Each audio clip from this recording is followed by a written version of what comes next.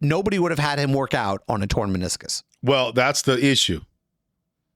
He wasn't told, yeah, you can go work out. As a matter of fact, he was told, don't work out, and he did anyway. Welcome back to Under Oath.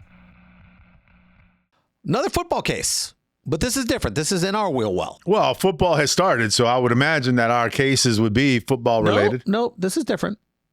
Chris Margos, a former NFL safety, here's the deal. He had a knee injury surgery. He goes into the doctor. They say they're fixing it.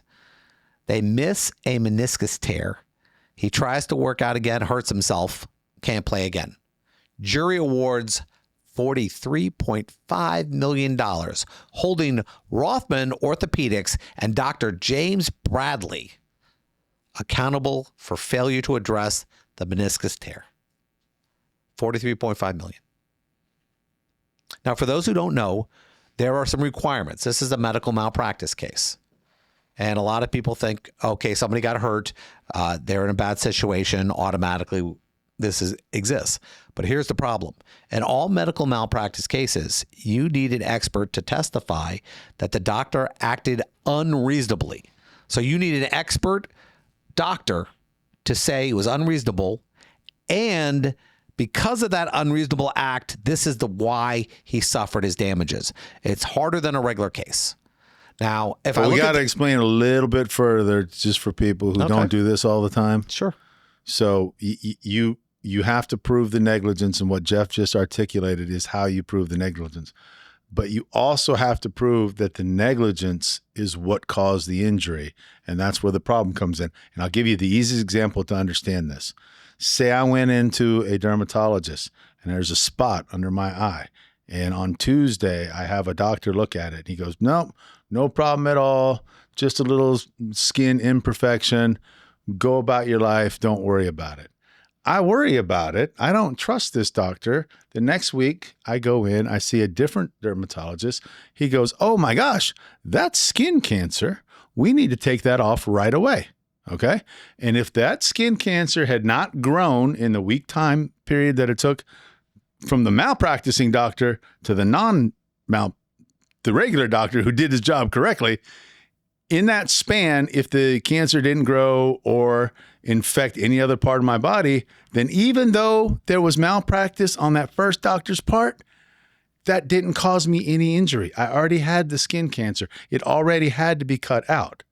So it's not just that there was negligence, it's that the negligence caused the injury.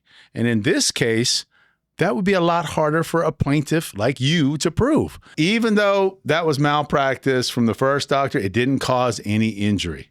Argument simple this. Because he did not fix something, and we believe his actions were unreasonable, that somebody in his position would have fixed this and would have had me continue trying to perform at this high level with a torn meniscus. And that's a common sense issue. And that's why our expert testified the way they did. They said, of course, this is what you should do. And he didn't. He just, and probably didn't even tell our client that he had a torn meniscus. I don't know if that's a fact, but nobody would have had him work out on a torn meniscus. Well, that's the issue. He wasn't told, yeah, you can go work out. As a matter of fact, he was told, don't work out. And he did anyway. And that's probably what caused the injury. Not the doctor saying, hey, listen, let that meniscus heal on its own. It's not torn enough to warrant surgical intervention. My God, you're a NFL safety after all. The last thing we want to do is operate on it, because who knows what will happen if we cut you open. Knowing that I'm performing surgery on a high-performance athlete, as you've discussed in past cases, we have to look at the person we're dealing with. And in this case, we're dealing with an athlete who is trying to get back into peak performance. If you have a tear, and I know that this is something that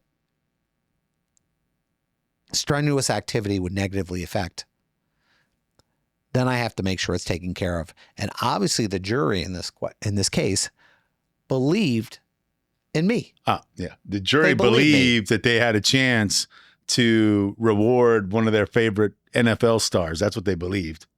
Oh, you think all these people were football fans? Yeah, I do. Most people in the United States are football No, fans. I wouldn't think so. Really? You think that's the case? Yeah, You think everyone absolutely. is?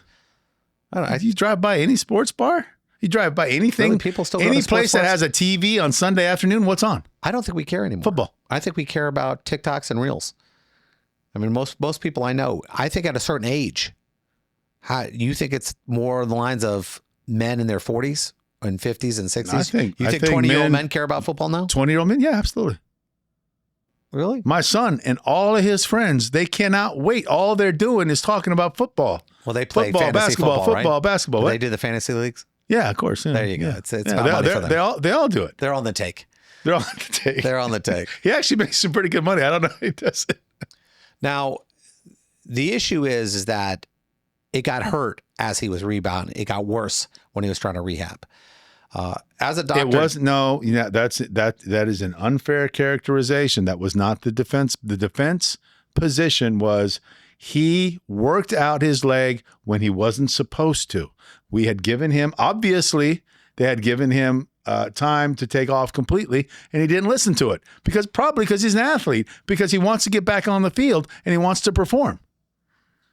in the sense of knowing that we have these issues. Let's be honest. The guy was probably going to get cut anyway.